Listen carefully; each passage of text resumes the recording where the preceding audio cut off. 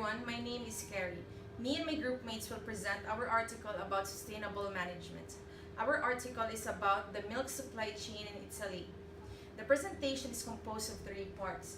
First is the introduction or the overview. Second is the key points or the core topics. And lastly is the conclusion. So now let's begin. In this modern age, where the demand of goods and services are high, people often neglect the need or the importance of sustainable living. According to UN Brundtland Commission 1987, sustainable development is development that meets the needs of the present without compromising the ability of the future generations to meet their own needs. This concept can be applied effectively when applying or managing one's business or entity. One great example are those businesses that are under the agriculture sector. Agriculture sector alone contributes 6 billion tons of greenhouse gas emissions worldwide. So the need to apply sustainable practices is really a must. For livestock production, 4 profiles of sustainability are followed. First is the economic, second is the internal social sustainability, third is the external social sustainability, and lastly is the ecological and the environmental sustainability. But for our article today, we will be focusing on 3 topics, that is the economic performance, environmental performance, and the relationship of these two. Now I will turn you over to Venkata for the environmental performance. My name is Venkata and I'm here to cover the environmental performance of milk supply chain industry in Umbria region of Italy. The annual report of various companies that are involved in supply chain in Italy show agreement with the statement given in the article, which states that energy consumption during various steps of the logistics are related to the amount of carbon dioxide produced, which is a greenhouse gas. And there are other factors such as methane emissions during anaerobic fermentation of animal waste are accounted for 8% of total agricultural yearly emissions.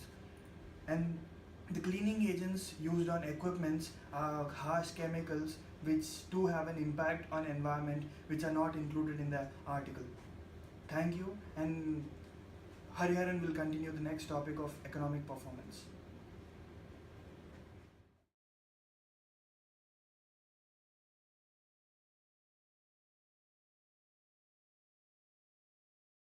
Hello, my name is Hariharan Lakshmanan and I'm here to present my topic, that is economic performance.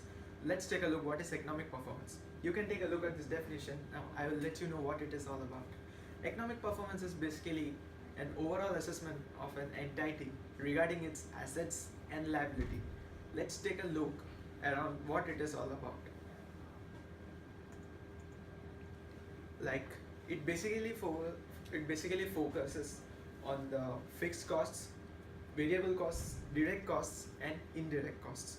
So let's take a look what is fixed cost. Fixed cost is basically related to fixed assets. I mean, like suppose there are plants, equipments which are required by the factory. It will be required for the production of something which that company produces. So that will come under fixed cost because it's a fixed asset. That's why. So what are variable costs? Variable costs are related to variable assets, the one which will be varying, or like one which can be readily consumable. Like for example, any product, like any eating stuff like milk or something like that, we can say. And what are direct costs? Direct costs are something which are technical in nature, like the ones associated with the production of milk or production of any other stuff that we require and that are sold in the market. And what are indirect costs? Indirect costs are the one which are not technical in nature, but they are really required for an operation of the entity. So in this case, in order to improve the economic performance, every industry can switch to either bioorganic products or you can say eco-friendly products and increase the supply in case of demand, and that in turn that will reduce the costs and the production costs, I reckon. And then if we adopt the new methods, so that will reduce the technical manual labor. So that will help us in getting more profit. Thank you. The next part will be done by Diksha.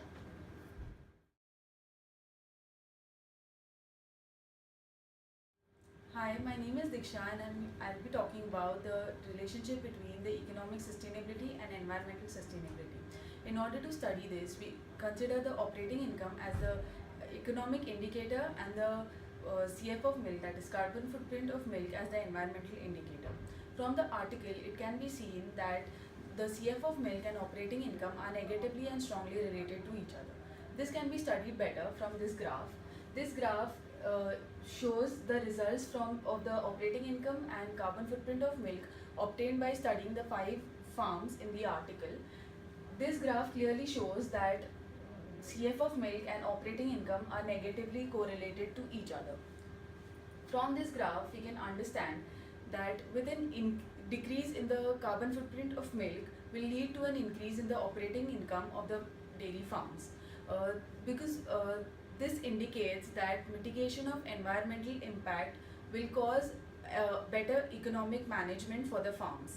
Thus, if we establish this relationship into the real world, it will lead to better sustainable benefit. Thank you. Now I'll pass it on to my teammate Shailendra.